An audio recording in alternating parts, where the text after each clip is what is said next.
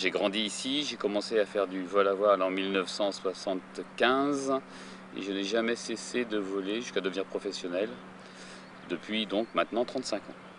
18 000 heures de vol, 15 000 heures de vol transport de passagers en compagnie aérienne.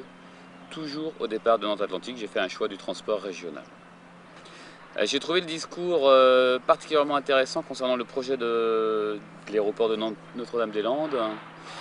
Et face aux aberrations entendues dans des réunions contradictoires, dites contradictoires, on ne pouvait pas rester, ça ne pouvait pas rester lettre fermée. Il fallait vraiment un droit d'opposition ouvert, en particulier de techniciens maîtrisant le sujet. On nous a raconté beaucoup trop de choses, d'aberrations, d'inepties, et il fallait parler.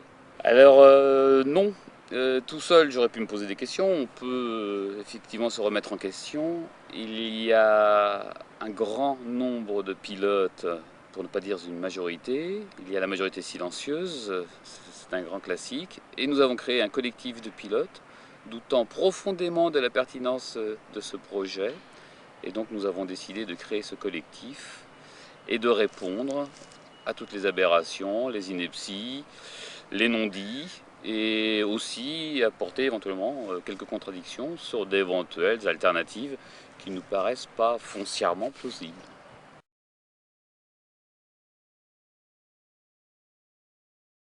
Alors les low-cost, c'est un nouveau modèle économique qui s'est mis en place. C'est valable pour la voiture, pour la malbouffe, c'est valable aussi pour le transport aérien.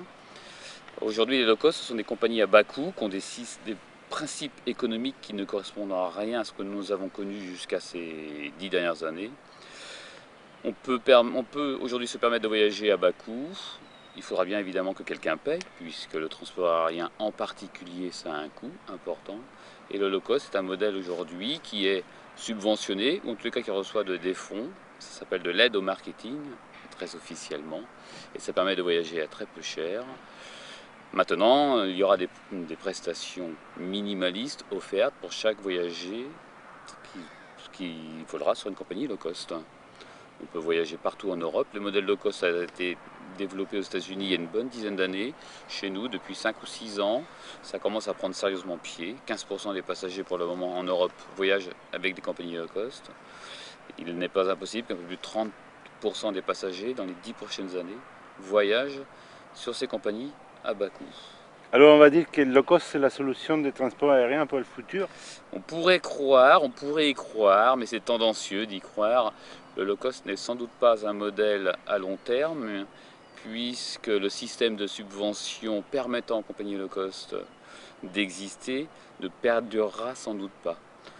On est là aussi une très large majorité à croire que le modèle low cost n'est qu'un feu de paille, qui va peut-être durer là aussi une dizaine d'années, tout au plus une décennie.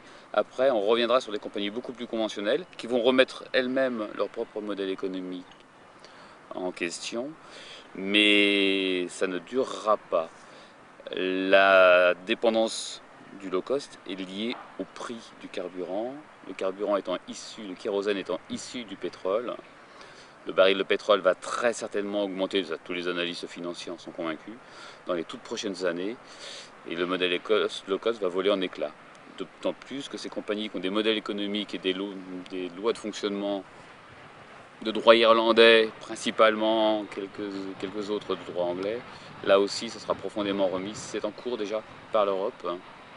Ryanair, principale compagnie low cost, vient de se voir condamnée pour le non-respect du droit du passager, client. EasyJet pour le non-respect du droit du travail, particulièrement en France, aussi dans d'autres pays étrangers. Alors le mot subvention n'existe pas dans le langage européen, on appelle ça des aides au marketing pour être très précis, mais effectivement, oui. L'argent du contribuable, à grand renfort de centaines de milliers d'euros, glisse vers ces compagnies low cost. C'est là qu'est le drame. Le vent est en train de tourner pour ces compagnies puisqu'il y a pas mal de procédures juridiques qui sont engagées contre ces compagnies low cost. Et elles prennent du plomb dans l'aile, ça se passe mal. Plusieurs millions d'euros viennent d'être payés par Ryanair, 3 millions pour être précis. EasyJet aussi vient d'être condamné en France pour non-respect du droit du travail. 2 salariés sur le sol français. Ah, Tours, c'est un exemple formidable.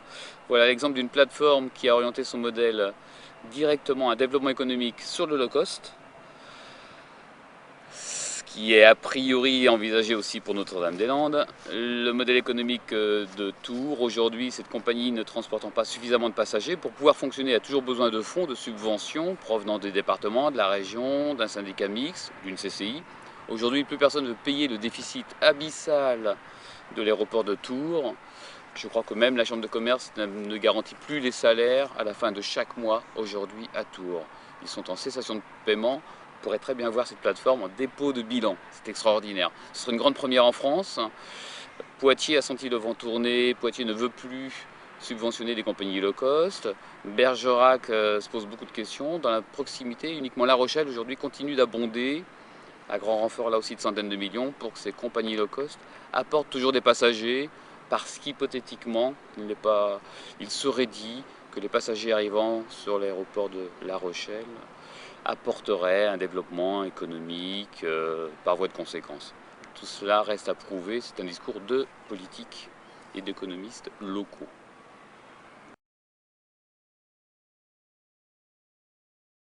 Alors la sécurité, vaste domaine ici à Nantes-Atlantique. Effectivement, survoler une ville en phase d'approche et d'atterrissage n'est pas forcément quelque chose de simple. Maintenant, si on remplace la ville par des bâtiments agricoles ou par des arbres, le problème reste le même techniquement pour nous, pilotes. Il y a des trajectoires à suivre, des trajectoires imposées, surveillées par des radars. Et donc derrière les radars, il y a aussi des contrôleurs aériens.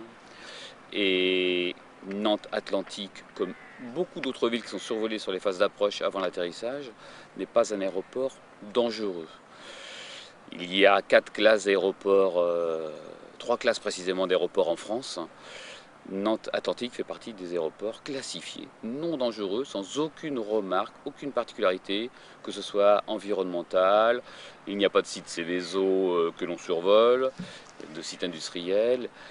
Bien évidemment, les populations, les 40 000 personnes habitant, résidant à Nantes, voyant passer plusieurs fois par jour des avions au-dessus de leur tête, peuvent s'interroger.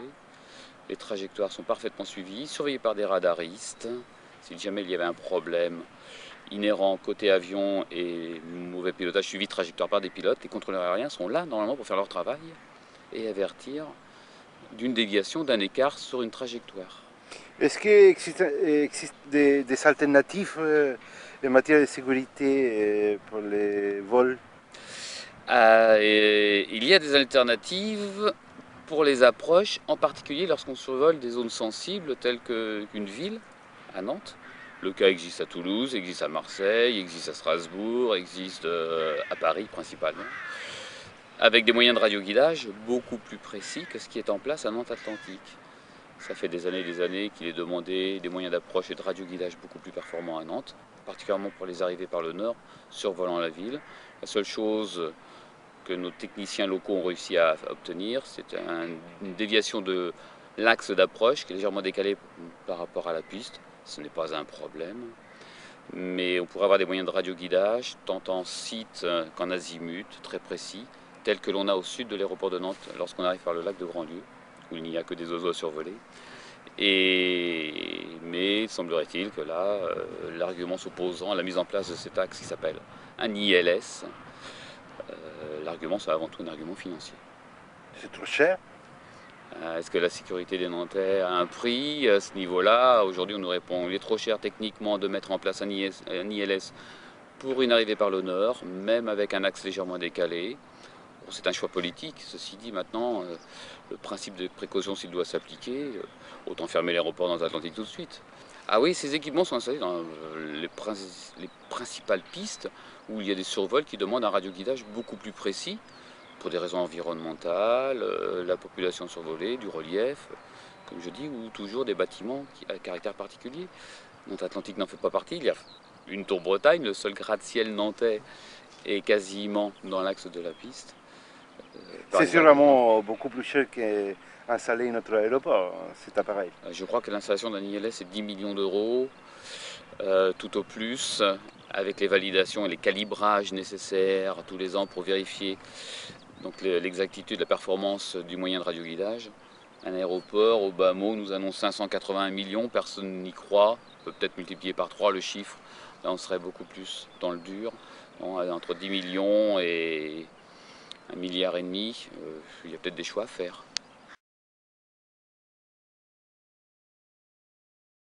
Ah, alors là, je vais sourire. Nous sourions. La saturation atlantique, elle n'a jamais été avérée, sauf peut-être après l'épisode volcanique récent. Il n'y a aucune saturation à Nantes Atlantique. Alors c'est pas une affirmation gratuite, il y a des règles qui déterminent précisément pourquoi et comment un aéroport est saturé, pardon. Et à Nantes Atlantique, il n'y a aucune saturation, que ce soit dans les phases d'approche, premier critère, la piste pour les atterrissages, second critère, troisième critère, les parkings. Là, on va éventuellement en reparler, parking pour les avions. Quatrième, ce sont les parkings voitures pour les passagers clients. Et le cinquième critère, ce sont les voies d'accès.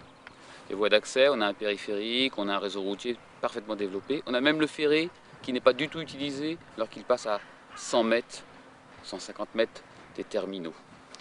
Concernant les parkings voitures, tous les aéroports qui approchent d'une certaine saturation, il faut aller voir le cas à Toulouse, c'est intéressant, c'est valable aussi à Marseille, c'est en cours à Lyon. Au lieu de faire des parkings de surface, on fait des parkings à étages, 1, 2, 3 niveaux. Nantes Atlantique, ça n'a jamais été envisagé pour l'instant.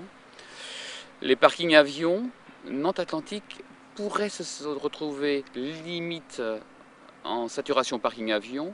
Je crois que le cas doit arriver moins d'une dizaine de jours par an, quand il y a des très gros avions, notamment des privés, qui viennent séjourner plusieurs longues journées à Nantes Atlantique, et ça limite le trafic régulier, ça pourrait limiter le trafic régulier et le trafic charter.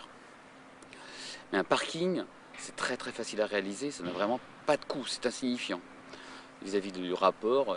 C'est ce qui existe sur tous les grands aéroports. Alors qu'à Nantes Atlantique, on a une trentaine de places de parking avion pour les petits courriers et les longs courriers.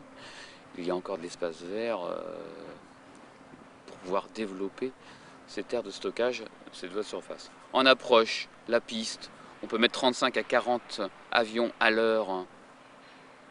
À Nantes Atlantique, il y en a peut-être 3 ou 4 en moyenne. En période de pointe, il y en a 7 à l'heure sur une piste avec un taxiway parallèle. Phase d'approche, le plat pays, les Pays de Loire, il y a zéro saturation. Fantastique. On peut dire aujourd'hui que l'aéroport de Nantes Atlantique va être pas saturé dans les prochains 10 ans, Alors, avec le prix du pétrole qui monte, etc. La saturation Nantes Atlantique, on voit bien là que depuis 20 minutes, 30 minutes, il y a eu un avion.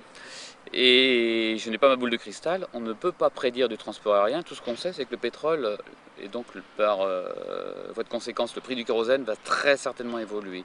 On a connu un pic il y a 18 mois. Aujourd'hui, le baril de pétrole est à 85 $, si je me trompe.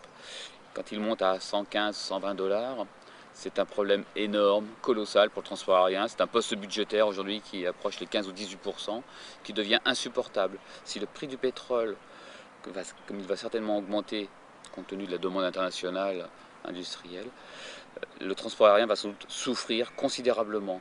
Les grandes études faites au niveau européen pour le moment montrent qu'il va y avoir encore une croissance pendant les 10, sans doute les 15 prochaines années, une croissance à un chiffre, 1, 1,5%, dans le meilleur des cas 3%, une croissance linéaire sur l'année.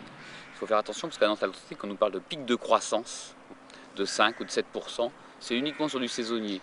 Hormis le mois de juin, juillet, août, venez à Nantes Atlantique, il ne se passe plus rien, il n'y a pas un charter.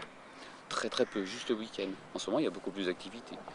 Maintenant, passé une quinzaine d'années, pour l'instant, les calculs européens indiquent que, compte tenu du prix du kérosène qui va être exorbitant, il y aura une décroissance. Et qu'il y a tout à faire ici à Nantes Atlantique, et surtout rien à faire à Notre-Dame-des-Landes. Personne n'y croit. Je me demande si vraiment même nos hommes politiques au plus haut niveau y croient. Donc il faut continuer le combat et il faut croire, s'informer, lire beaucoup, s'informer, se documenter et poursuivre, garder la pêche et la patate, le soleil est là et il faut toujours y croire.